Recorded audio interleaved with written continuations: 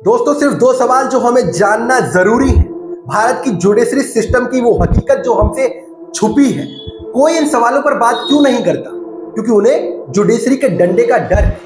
कौन कहता है हमारे देश से परिवारवाद जो है वो खत्म हो चुका है? और कौन इस भूल में है कि परिवारवाद जो है वो सिर्फ और सिर्फ राजनीतिक पार्टियों तक ही सीमित है?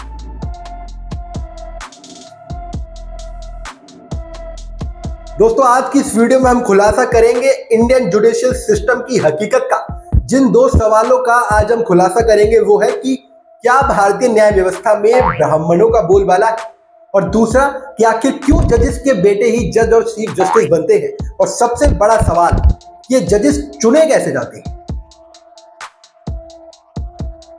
आज की रिपोर्ट में 3 दिनों की रिसर्च और भारतीय न्याय व्यवस्था के वो छुपे राज उजागर होंगे जिन पर ना हम सोचते हैं और ना ही कोई बोलता है। दोस्तों, क्या आप जानते हैं देश के तमाम राज्यों के हाई कोर्ट्स और देश की सर्वोच्च अदालत सुप्रीम कोर्ट में 45 परिवारों का बोलबाला है, और ब्राह्मणों को देश की न्यायिक व्यवस्था में अघोषित आरक्षण की भांति सबसे ज्यादा पदों पर विराजमान किया गया है। विराजमान मैं इसलिए कह रहा हूं क्योंकि देश के सभी कोर्ट्स के मुख्य न्यायाधीशों की नियुक्ति किसी एग्जाम से नहीं होती बल्कि अप्रोच से होती है। जी हाँ, ये कड़वा सच है देश की लोकतांत्रिक शासन व्यवस्था का।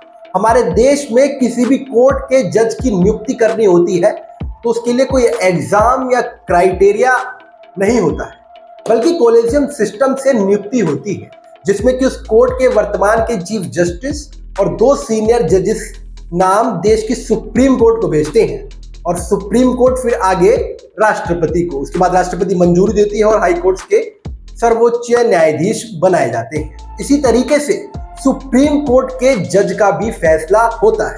सुप्रीम कोर्ट के वर्तमान के न्यायाधीश और उसके साथ ही 2 जजेस की बेंच, ये तीनों मिलकर एक नाम डिसाइड करती है और फिर राष्ट्रपति को इनका नाम भेजा जाता है।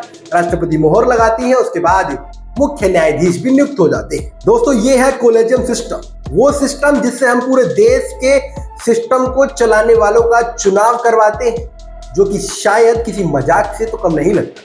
इसी कारण देश की न्याय व्यवस्था पर कुछ गिने चुने परिवारों का प्रभुत्व दिखता है। आप कुछ उदाहरण देकर शायद बेहतर समझ पाएंगे। डी.वाई. चंद्रचूड़ जो वर्तमान में सीजीआई हैं, इनके पिता जस्टिस वाई.डी. चंद्रचूड़ भी सीजीआई रह चुके हैं, और वो भी देश के सबसे लंबे समय तक।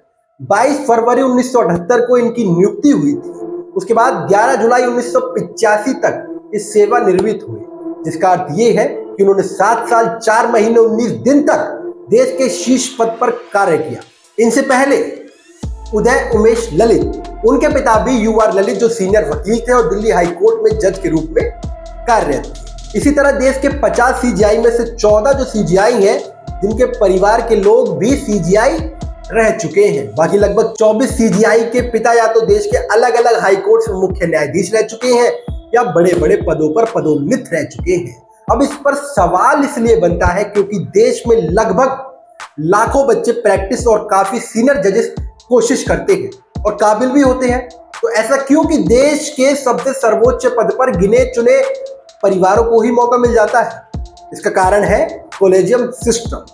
ये सीधा कहें तो रेफरेंस सिस्टम, जो जिसका करीबी और अच्छा मित्र होगा उसका नाम ही तो आगे भेजा जाएगा। दोस्तों, जब देश के चपरासी तक बनवाने के लिए सरकारें एग्जाम करवाती हैं, फिर देश के सबसे बड़ी न्यायिक कुर्सी पर ये भाई भतीजावाद का गुंजाइश हमें क्यों नजर आ रही है?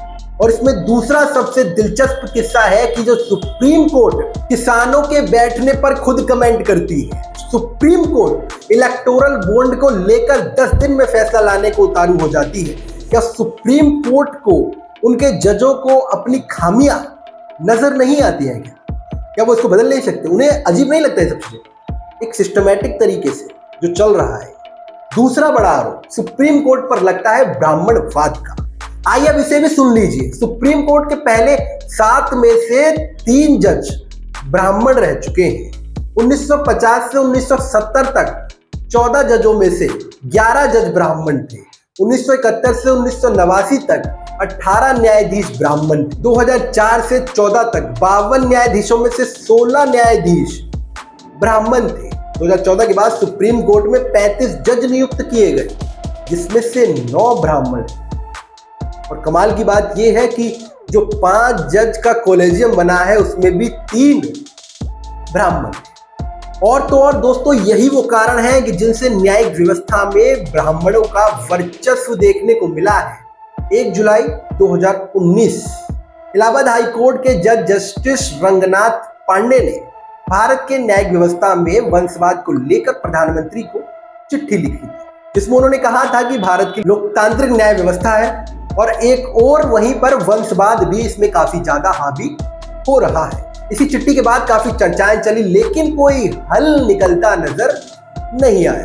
दोस्तों, हमें यह समझना होगा कि देश में कानून की प्रक्रिया निष्पक्ष और जातिवाद वंशवाद से परे होनी चाहिए और साथ ही निष्पक्ष भी, जिसके लिए ये न्यायाधीशों की नियुक्ति का तरीके को बदलना शायद बहुत जरूरी है। दोस्तों, ये सवाल केवल देश के किसी पद को भरने का नहीं है, ये सवाल देश की न्यायिक प्रक्रिया को वंशवाद से मुक्त करने का भी है। दोस्तों, जब आप इंटरनेट या यूट्यूब को खंगालेंगे तब भी आपको इस टॉपिक पर किसी चैनल के डिबेट शो या रिपोर्ट नहीं देखने को मिलेगी, क्योंकि तमाम लोग इस विषय पर बोलने से हिचकिचाते हैं। लेकिन ये विषय और मुद्दा उन तमाम लोगों के लिए जरूरी है जो अभी तक देश की न्याय देने वालों के बारे में जानते ही नहीं है, और उन तमाम संगठनों के लिए भी जो दलितों के लिए सम्मानजनक बराबरी की मांग करते हैं, और साथ ही उन वकील और जजेस के लिए भी जो कि इस कॉलेजियम की बलि चढ़ते हैं। अधिक कौशल और योग्यता होने के बाद भी दोस्तों, देश के बड़े पदों पर वो लोग नहीं पहुंच पाते। मैं चाहूंगा आप इस वीडियो को शेयर करें और समाज में अपनी जिम्मेदारी निभाएं। मिलते हैं अगली वीडियो में, तब तक के लिए दीजिए मुझे इजाजत। कैमरे के पीछे थी मेरी सहयोगी रिद्धिमा, आप देख रहे थे दिल्ली दर्शक। नमस्कार।